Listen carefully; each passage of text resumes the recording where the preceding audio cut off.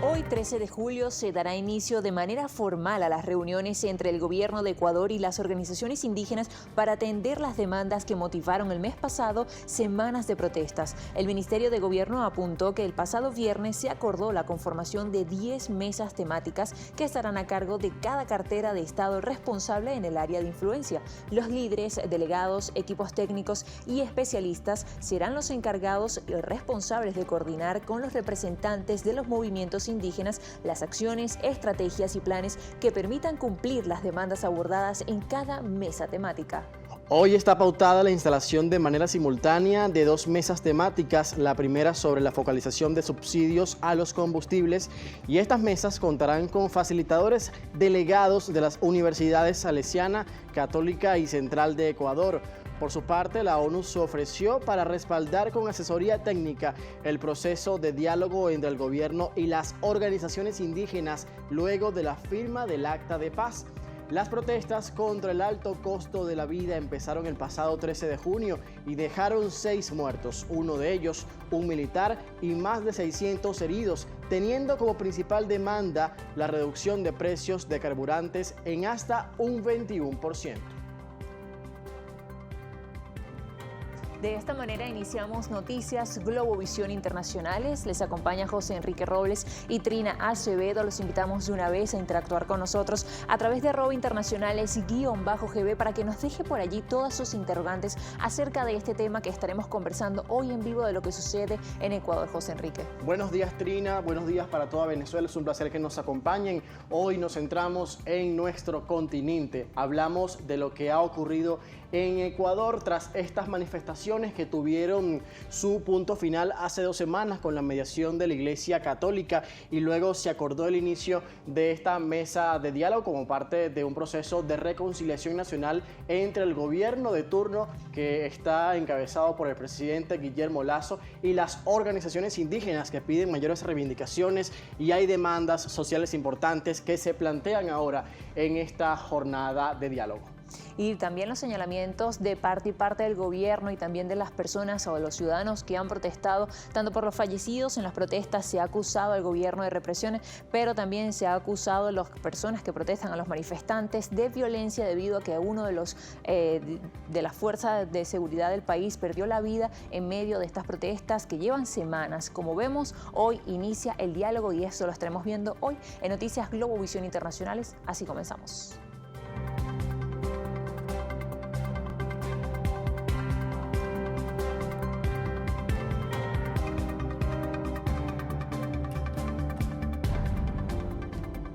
Y este miércoles se espera que entre los temas centrales a destacar sean los subsidios a los combustibles y la moratoria de deudas, principales demandas del movimiento indígena. Pues una fuente del Ministerio de Gobierno confirmó que en la mesa de focalización de combustibles estarán distintas representaciones del Ministerio de Transporte y también como Obras Públicas, que serían los primeros asuntos a abordar en estos temas. Otro de los temas en agenda es sobre la banca pública y privada. El Ministerio de Energía anunció que la propuesta se llevará para la focalización es que esta se realice mediante tarjetas con cupo de combustible subsidiado. Recordemos que el 1 de julio, un día después de que se firmara el Acta por la Paz, que puso fin a las movilizaciones, el Ejecutivo del presidente Guillermo Lasso comenzó a poner en práctica lo acordado en el marco de las protestas al reducir el coste de los combustibles subsidiados y derogar el decreto que promovía la actividad petrolera. Con ello se redujo en 15 centavos de dólar el precio congelado de las gasolinas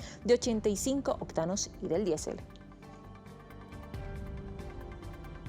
Y en torno a esto, la Organización de Naciones Unidas reiteró este pasado martes su voluntad de participar en el proceso de diálogo entre el gobierno ecuatoriano presidido por Guillermo Lasso y los movimientos indígenas. Así lo señaló el Ministerio de Gobierno tras informar de una reunión entre expertos de Naciones Unidas y autoridades de esta cartera para conversar sobre el interés del organismo internacional de acompañar el proceso de diálogo ampliado que inició la semana pasada. La fuente precisó sobre un encuentro del viceministro de Gobernabilidad del Ministerio, Homero Castañer, junto al asesor en resolución de conflictos de la ONU, Kenneth Gluck, y el coordinador residente del organismo en Ecuador, Marcus Brecher.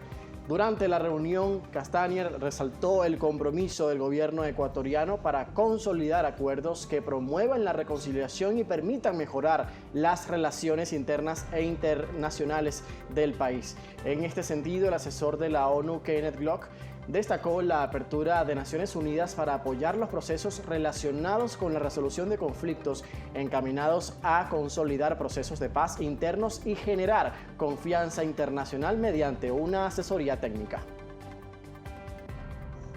Y ha habido unos importantes señalamientos por parte del gobierno y por parte de la CONAIE. La Confederación de Nacionalidades Indígenas rechazó las acusaciones por parte del gobierno de Ecuador, quien lo señala de recibir financiamiento por parte del narcotráfico, esto durante las recientes protestas antigubernamentales. Importante mencionar también que la organización indígena negó las afirmaciones del presidente ecuatoriano Guillermo Lasso luego de la desactivación de las manifestaciones que tilda de intento golpista. El presidente de la Confederación, Leonidas Issa, mencionó que Lasso, tras ser acorralado por las cifras de rechazo a su gestión y la incapacidad de gobernar, emite acusaciones falsas e irresponsables, agravando la convulsión nacional. Esta reacción indígena es consecuencia de las declaraciones de Lasso ante un diario digital argentino, donde asegura que los aborígenes, el frente político liderado por el exmandatario opositor Rafael Correa y el narcotráfico se juntaron para fabricar una protesta violenta con fines políticos para derrocar a un gobierno legalmente constituido. Así lo ha dicho, y la CONAIE protestó durante casi 3 semanas contra el alto costo de vida con el bloque de carreteras a nivel nacional y marchas en varias ciudades como en Quito, en donde se movilizaron unos 10.000 manifestantes que protagonizaron choques con la fuerza pública.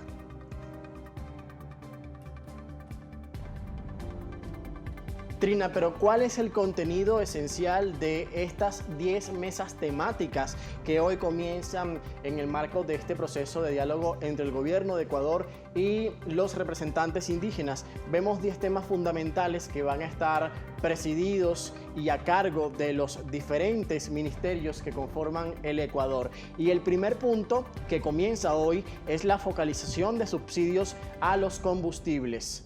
Así como vemos también en pantalla, hay otras de las informaciones o de las mesas o de los temas que son parte de los pedidos de esta organización de indígenas. Como lo vemos, es la banca pública y privada. De esto se encargará el Ministerio de Economía y Finanzas. También está el fomento productivo, que se encargaría el Ministerio de Agricultura y Ganadería. También el empleo y derechos laborales, que está a cargo del Ministerio del Trabajo, así como energía y recursos naturales, que está a cargo del Ministerio de Energía y Minas. Pero si pasamos al siguiente gráfico, tenemos los 5 temas restantes.